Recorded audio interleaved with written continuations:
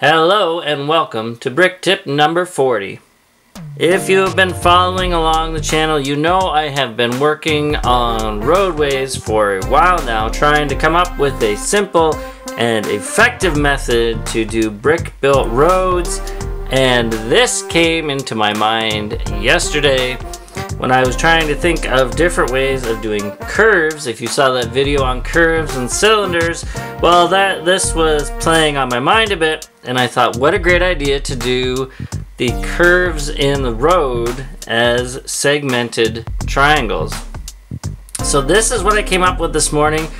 It came together really quick. I was really happy with how this seam all connects, and it just has that great curve in the road where the line is. The curves work fine. I'm going to show you how this works and how I put it together, but first I want to show you how it connects up to the road, the rest of the roadway. So, as if you have seen the other road segments, you know you connect the studs up to the studs. So we line it up like so. You can see the line carries directly through the middle just perfectly. There's a few little gaps here in the curve, but that's kind of necessary because of the way that the curve actually takes form. It's going to create some gappage there because we know Lego isn't nice and flexible like that. So I want to first take it apart. And the very first thing is we're going to take the hinge off the top. It's got a couple of tiles, and then we have our stud on the side connections there.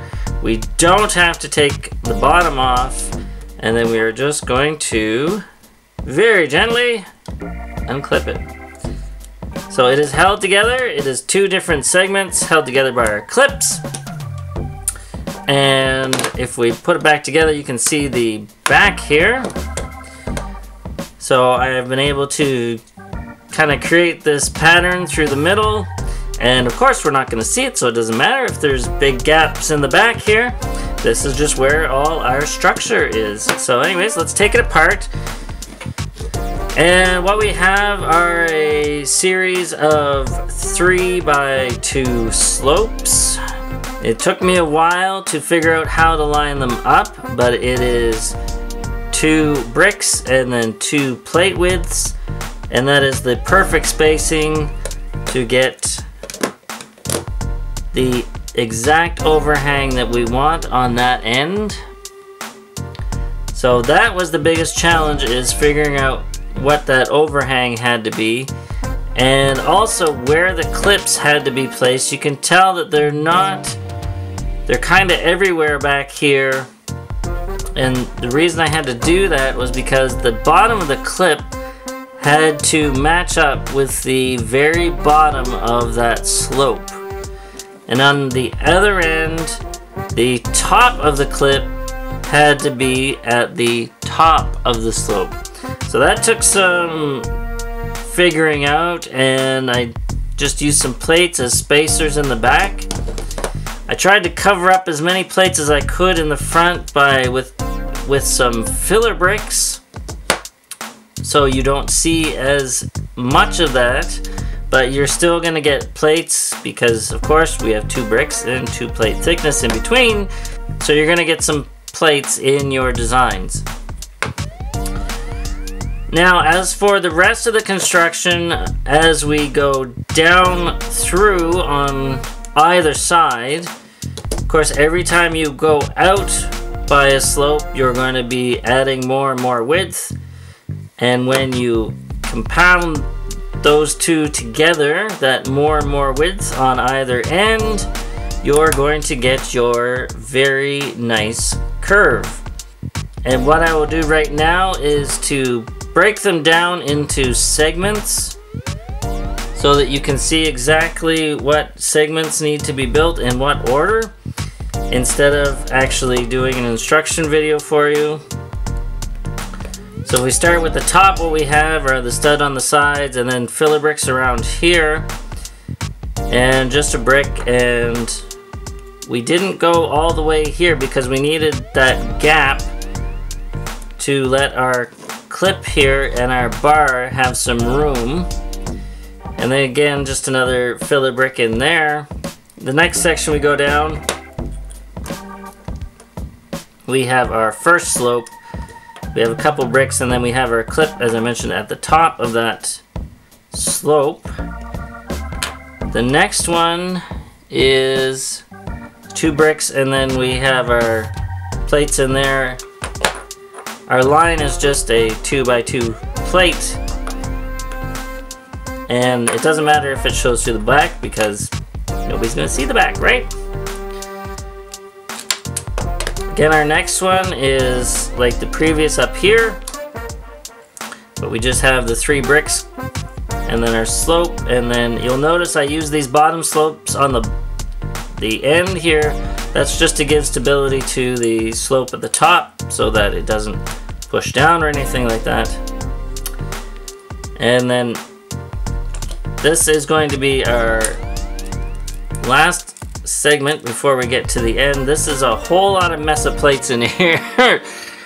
Trying to come up with this was a trick at the bottom because there had to be a lot of spacing and a lot of gaps in here because, again, the top of this bar had to be at the top of this slope, and then we had to make room at the bottom for our curb section to go on. Now, I want to explain why there is not a hinge at the bottom and why that gapping occurs.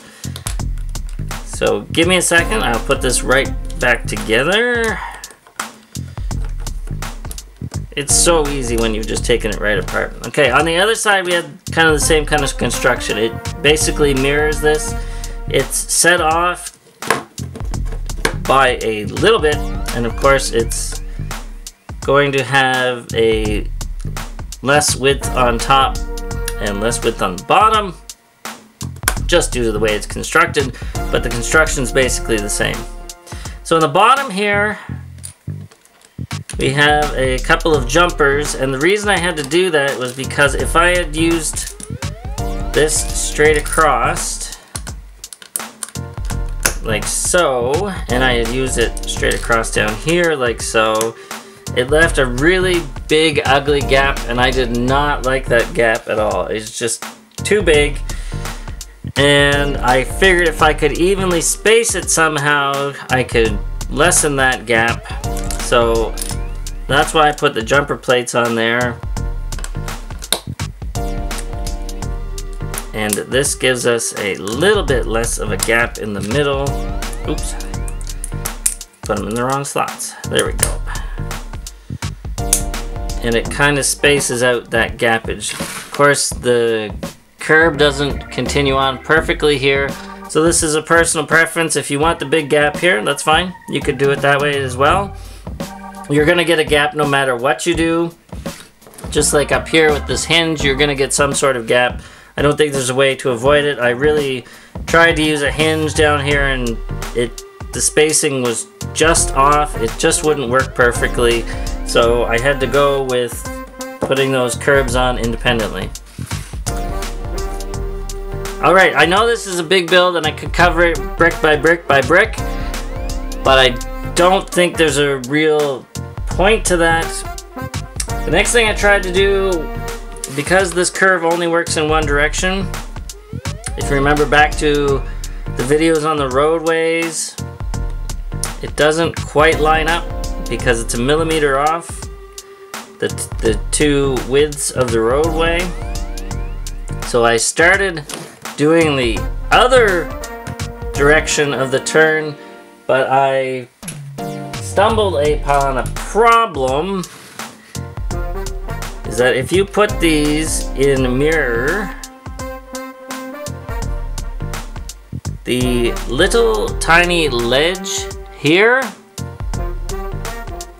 maybe you can see it better that way, the little tiny ledge on the inverted slope is about half the size of the edge on the regular slope.